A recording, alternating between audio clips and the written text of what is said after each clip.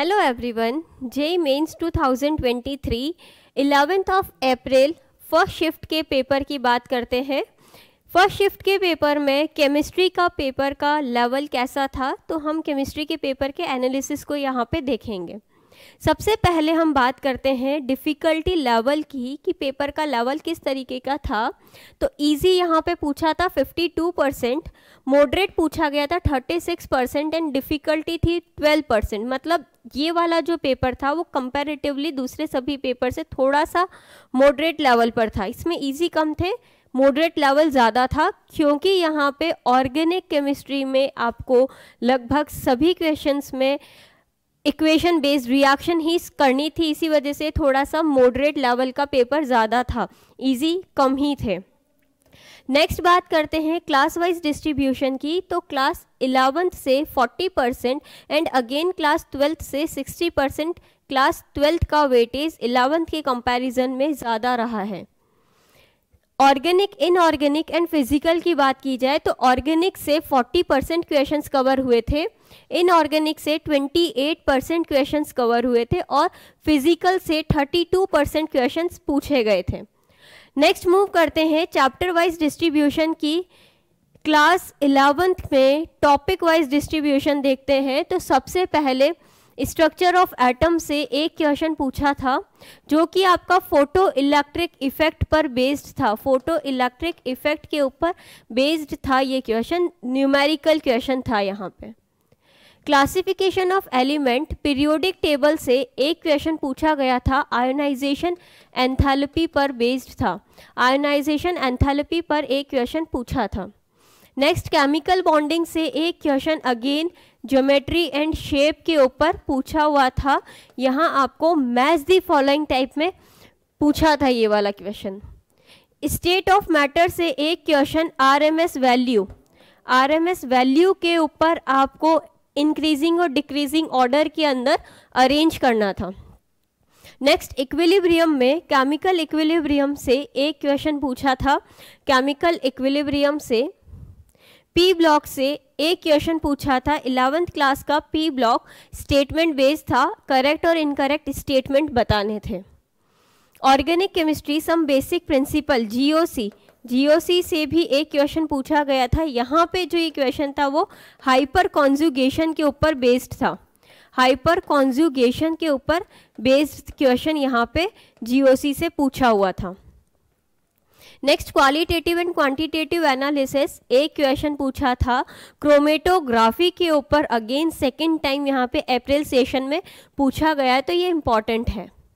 Next hydrocarbon से भी एक क्वेश्चन पूछा गया था। हाइड्रोकार्बन जिसके अंदर आपको एरोमेटिक हाइड्रोकार्बन बेंजीन के अंदर इलेक्ट्रोफिलिक सब्स्टिट्यूशन रिएक्शन का ऑर्डर बताना था कि कौन ज़्यादा देगा कौन कम देगा। एंड लास्ट इन्वायरमेंटल केमिस्ट्री से एक क्वेश्चन पूछा था, एनसीईआरटी बेस्ड ही था। तो ये था आपका क्लास 11th का डिस्ट्रीब्यूशन कि कहाँ से कितना पूछा हुआ है। नेक्स्ट मूव करते हैं क्लास 12th पर कि क्लास 12th के अंदर कहाँ से क्या क्या आया था। सबसे फर्स्ट चैप्टर सॉलिड स्टेट से एक ही क्वेश्चन था, न्यूमेरिकल बेस्ड था। यहाँ पे आपको डेंसिटी के बारे में पूछा था। डेंसिटी का फॉर्मूला अप्लाई करके आपको नंबर ऑफ मोल्स कैलकुलेट करने थे। सॉल्यूशन से दो क्वेश्चन सॉल्यूशन से पूछे गए थे, जिसके अंदर एक में आपको कंसंट्रेशन टर्म के ऊपर बेस्ड था और एक और क्वेश्चन आपका ऑस्मोटिक प्रेशर पर बेस्ड था। ऑस्मोटिक प्रेशर के ऊपर पूछा गया था। तो दो क्वेश्चन सॉल्यूशन से पूछे गए हैं। इलेक्ट्रोकेमिस्ट्री में एक क्वेश्चन पूछा था E0 सेल के ऊपर, E0 सेल पर बेस्ड, ये भी अगेन न्यूमेरिकल सेक्शन ही था इलेक्ट्रोकेमिस्ट्री का। नेक्स्ट सरफेस केमिस्ट्री में एक क्वेश्चन कॉलॉइडल सॉल्यूशन के ऊपर बेस्ड है। General principle and process of isolation metallurgy से एक क्वेश्चन टाइप ऑफ कॉपर बताना था। आपको रिएक्शन गिवन थी कॉपर की और कौन से टाइप का कॉपर है पूछा था।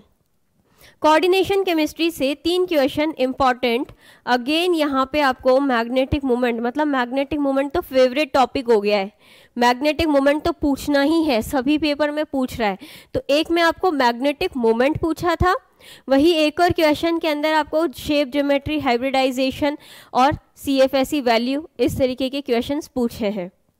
हेलो एल्केन हेलो एरीन से एक क्वेश्चन SN1 SN2 की 2 रिएक्शन गिवन थी, वहाँ आपको ऑर्डर पूछा हुआ था कि फर्स्ट ऑर्डर की रिएक्शन है या सेकंड ऑर्डर की रिएक्शन है।